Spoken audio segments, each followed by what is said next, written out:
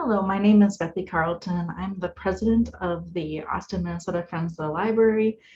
And last year in October of 2020, we did a Flockin Flamingo fundraiser. And so I'm just going to kind of walk you through a little bit about what the fundraiser is about, some of the difficulties we encountered, how much we ended up earning, and all of that really fun stuff. So this was an idea that we had gotten from the great land of Pinterest, so I can't lay claim to it. But the general idea is that people donate money to put flamingos on their friends or foes. We've had lawn for roughly 24 hours. Those who've been flocked get the opportunity to be able to flock another victim, again, paying a donation to the friends to make that happen. People who don't want the flamingos on their lawn can choose to pay for anti-flocking insurance. One of the things that is really nice about this particular fundraiser is that for the most part, it just kind of continues to snowball upon itself. It also is a challenge a little bit because it continues to snowball and sometimes you want to be done, but it worked out really well, being able to kind of have people continue to carry it forward. In terms of like technical stuff that people always ask me, is kind of like, I have a sample route that I got here. This is just a couple of neighborhoods in Austin. And typically you would start at you start at house number 1, and then that would be there for 24 hours at house number 1. And then you would move the flock to house number 2, and then so on and so forth to house number 3, and it just kind of keeps going. A couple of things I try to do from like the technical standpoint is I try to make sure that the flamingo flocks that we were moving around town had like always worked generally in the same area. I didn't want to make my volunteers, go all the way across town, although sometimes that did happen depending on what I had available at the time in terms of orders. So that I just like to clear that up because people do get confused about it. I do also plan the schedule quite a bit, which is why I know where everything is going on what particular day. So I always have to kind of add a little bit of like a statement to people who think that they're going to like send that same flock to the next house that they want. Okay, well, there's a schedule and I'm going to put them on the schedule, kind of a thing. We had some materials that we had flamingos, lots of them. We had around 80-ish flamingos. That was kind of really a good number. We had 3 flocks running basically at all times. It was a 12 flock flamingo, a 24 flock of flamingo, and 36 flock. And extras just in case something happens. We did have one house at one point that lost a couple of flamingos due to some teenagers. Yeah, that was not that was not necessarily something that I liked, but that's how it goes. We also created yard signs. You can see the example over there on the right. It just, you've been flamingoed by the Friends of the Library to flock your friend or foe, contact, and then our email address that went in each yard, just to continue to really publicize the library, publicize the friends, just being able to kind of get our name out there, maybe communities that haven't heard of us before. So we have 3 yard signs. We had one for each flock. Luckily, nothing ever happened to those because the yard signs are surprisingly expensive. And then it's also good to have extra flamingo legs. You never really know where they go. They just seem to disappear in people's cars, in yards sometimes. Sometimes they fall out in the street if people are shoving them into their trunk. That's always been a huge, I guess one of the biggest struggles that we've had is that sometimes we just have flamingos that are floating around on one leg. Our last main material was bright pink paper. You can get a 650 sheet pack on Amazon for $16. That's where I printed off all of our materials on of like, hey, each house would get a letter saying you've been flamingoed. And it would say who sent them the flamingos, contact information if they had questions or if they wanted to send the flamingos on to somebody else. That was all printed on really hot pink paper so that people would notice them and know what the fundraiser was about. And also just be able to have like an order form and an anti-flocking insurance form if they didn't want to have them come back. We did actually have a couple of houses that got flocked multiple times. So that was definitely a source for them.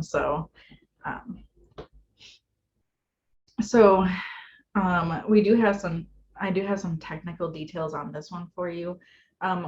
I am actually comparing 2020 to 2021. We actually just finished up our 2021 flamingo flocking, and I wanted to kind of include that information as well to kind of show you what we changed as time went on.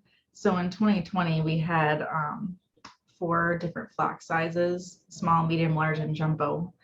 And then you can see the prices listed there. The runtime was about 2 months, and that I can firmly blame on the jumbo flock. People loved the jumbo flock. I did not love the jumbo flock as much as other people did because it was 60 flamingos is a lot of flamingos, and so it was really challenging to get people to volunteer for that when they found out that it was such a large flock. It didn't fit in some people's cars, and it just made the overall fundraiser extend on a little bit further than I wanted to. We had 20 volunteers doing it all the time, and so that worked out really well. And then in 2021, we did change the flock sizes and the prices. We got rid of the jumbo flock entirely, which made our runtime a little bit shorter. It was about 6 weeks as opposed to 2 months. And then we had 15 volunteers that were pretty active. We also did a ton of publicity. Most of our publicity was Facebook posts, as well as like on the library website. We did also do flyers such as the checkout at our local grocery store. And then we did have some flyers posted around town and in the library. It was still pretty much peak COVID at that point, so I don't know how. We really wanted to make sure that we could get access to as many people as possible with wherever they were. I think the grocery store and the Facebook posts are probably the best out of all of them, just because we were able to get some really good access that way. We also sent an email to our members to advertise, and then on the right you can kind of see our flyer. And so it was really nice to kind of see people get really excited about it. And then on this slide, I just have a lot of our advertisements that I was able to kind of create using a website. And so I was able to kind of like schedule a bunch of different Facebook posts and get everything going as quickly as possible. So we were able to kind of get a lot of interest with this. The other big question that I have about the flamingos is that our ordering options. So we used a lot of techniques to make sure that everyone who wanted to order a flock could. We had created a Google form, and there was a PayPal donation button and link in the order form, so they could just do PayPal giving and order the flamingos that way. We also had paper forms that I could email out to people if they weren't comfortable with the Google form. And sometimes it was even just information that was given via email or a phone call, and they'd just be like, I'll mail a check to the library. Our library had limited open hours at that time, but we did also have forms at the library as well. And then we also actually did sent them out via the mail as well for people. So it was really nice to kind of have all those different options. It sometimes got a little confusing trying to make sure that we had all of the orders that we needed, but I think overall everyone had really great communication, which worked out really well. And then we have kind of like a night in the life of a flamingo volunteer. That picture on the right is actually 60 flamingos in a Prius. And so, like I said, 60 flamingos is a lot of flamingos. So basically it's, they typically, they would drive to the first house for pickup around 6 or 7. We were pretty flexible on the time. Again, I always said, don't forget the legs. They would drive to the second house for drop off. They would install the flamingos, drop off the informational sheet, order form, and the anti-flocking insurance at the front door. And then I always had our volunteers take a picture of the house and yard for delivery confirmation. And then that was pretty much it. They did have to make an extra stop at one of our board members' houses to pick up the informational sheet and all that sort of stuff. So that was an extra one on the front end. But if they signed up for multiple nights in a row, we would just give them all their flyers for what they needed at that time. It worked pretty well. It was a fairly slick system. We only lost a flock of flamingos once for about half an hour, and that worked out really well. So the question of how long or how to wrap up the fundraiser. So in theory, the fundraiser could last for as long as you wanted it to, because basically it's kind of like a rolling system. As more orders come in, the more you flock.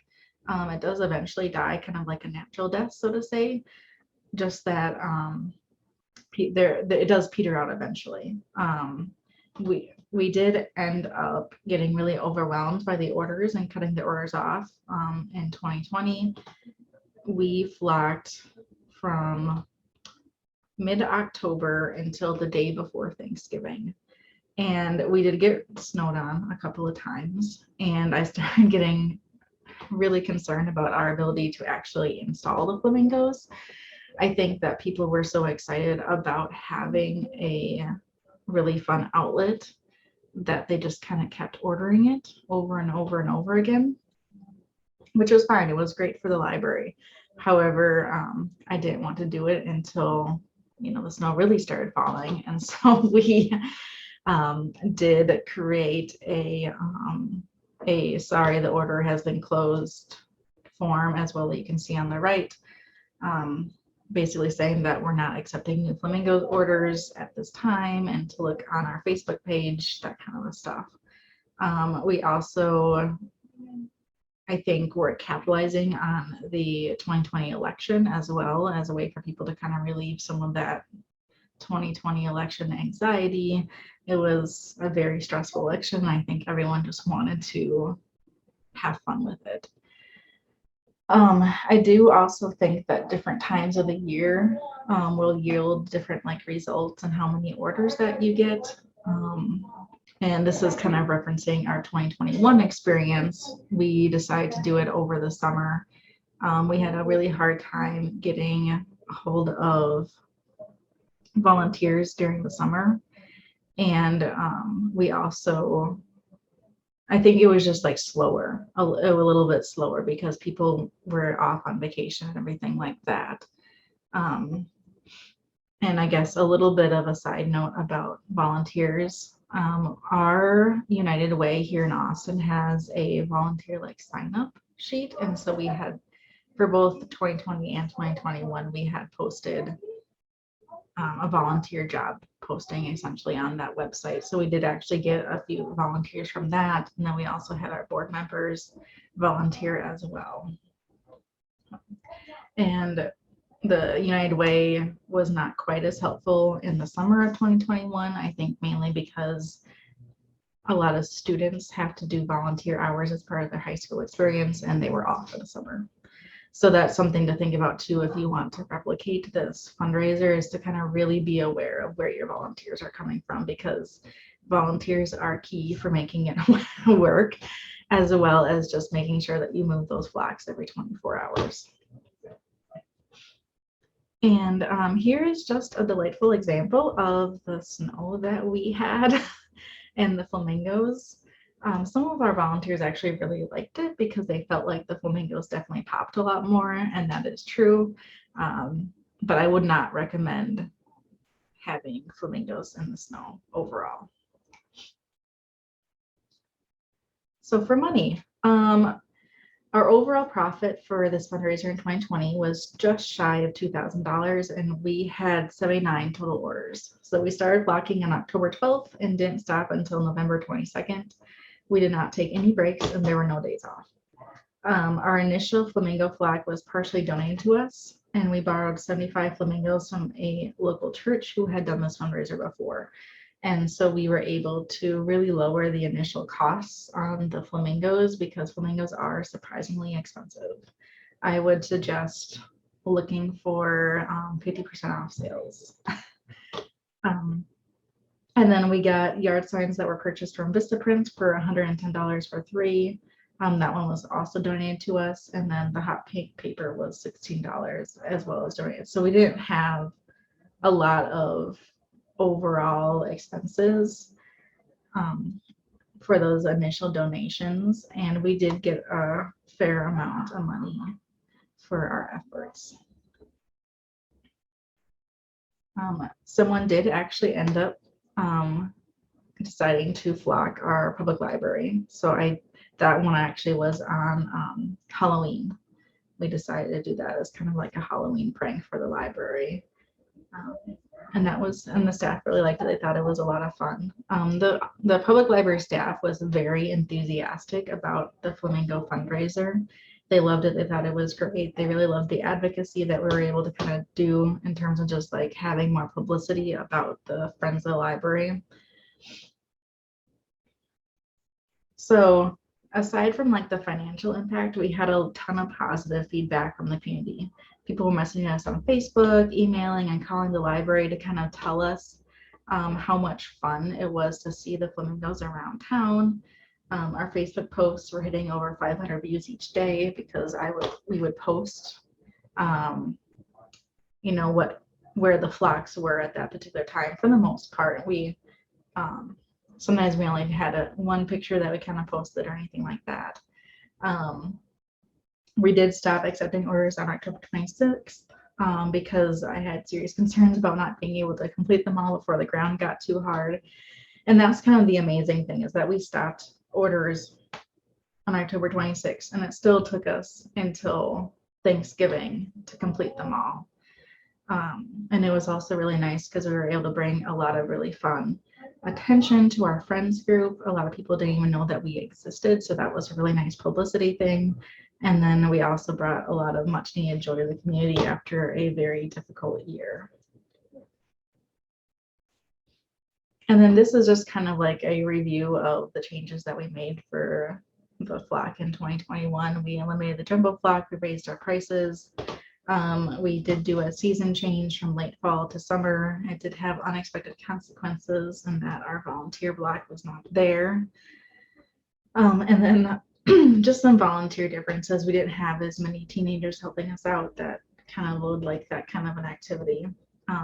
So we are going to continue doing this fundraiser, except this coming year in 2022, we're probably going to start in like early September, just after school starts, after the teachers tell their students about the United Way volunteer sign-up sheet and all that kind of stuff. So we, that's kind of one of the joys about doing a fundraiser like this, is that you learn a lot of really good life lessons as you're kind of trying to figure out how to make it work. I think overall it was a fairly good positive experience for our board, since we were unable to do our typical big money earners, the book sales last year. So we're really hoping that this will be a nice fundraiser to do for another couple of years yet. If you want to contact me to talk more about the fundraiser and kind of more about my experiences with it, I've got our email address and then my cell phone number. I do work full time, so if you try to call me, please leave a voicemail and I will probably get back to you in the evening. Other than that, thank you very much for listening to my presentation.